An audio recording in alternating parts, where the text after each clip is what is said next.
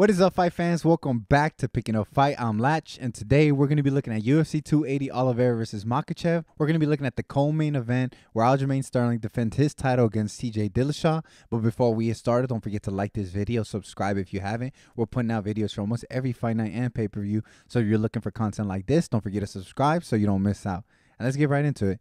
So we got the champion Aljamain Funkmaster Sterling. He is 21-3. He is 33 years old. He's 5'7" with a 71-inch reach, and he's coming off back-to-back wins over Peter Yan for the title. And he is going against TJ Dillashaw, who's 17-4. He is 36 years old. He's 5'6" with a 67-inch reach. And his last fight was a win over Corey Sandhagen, and before that was a long layoff, a loss to Henry Cejudo. And TJ is actually coming in as a plus 145 underdog, while Aljamain Sterling is a minus 170 favorite. So TJ Dillashaw, obviously he's been in the game forever. He used to be a champion.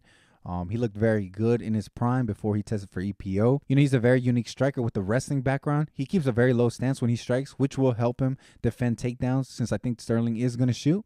I do think TJ will have the power advantage on the feet and the advantage just in total because I think he has pretty good striking. He has really good movement and very good footwork, and I think he's going to really need to use it to chase down Aljamain because I think Aljamain is going to circle a lot of the fight. I think he needs to copy and paste the game plan he used against Corey Sandhagen. I think he needs to strike, and I think he will have the advantage in this matchup, unlike in the Corey Sandhagen one. You know, Corey kind of teed off on TJ a little bit at times, but I think in this fight, he will have the advantage. So I think he needs to strike and then use his wrestling to control Aljamain in some positions and to kind of ride out the rounds and win rounds that way. You know, TJ, he was able to control Corey Sandhagen, who is actually not a very good, not that he's not a very good grappler. He just has no background in grappling, while Aljamain Sterling is a former wrestler just like TJ. But you know, we did see Aljamain get controlled by Peter Yan in both fights, actually. You know, makes me very confident to say that TJ Dillashaw has the better wrestling and will be able to control him at times. I don't know if he'll be dominant, you know, get in very dominant positions, maybe out grapple him. I don't know if it'll be that, but I think it will be enough to stifle Aljamain Sterling's offense, both on the feet and on the ground. You know, he's a wrestler with a very unorthodox striking style.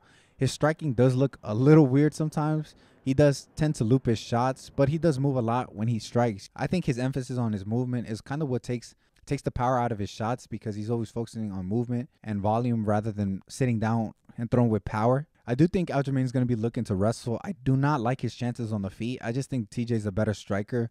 And he's obviously more powerful, so his shots will be more impactful. So I think Aljamain will have struggles and issues with TJ when it comes to the wrestling, but I do think Aljamain Sterling is a better jiu-jitsu guy. I think he is the better submission threat, and you know, Aljamain has looked pretty good, so it's very difficult to count him out. You know, surprisingly to me, he was the favorite. I thought for sure TJ was going to open as the favorite, but I think TJ has all the tools to beat Aljamain. I think the fact that he has a very strong background in wrestling is going to stifle Aljamain's game plan.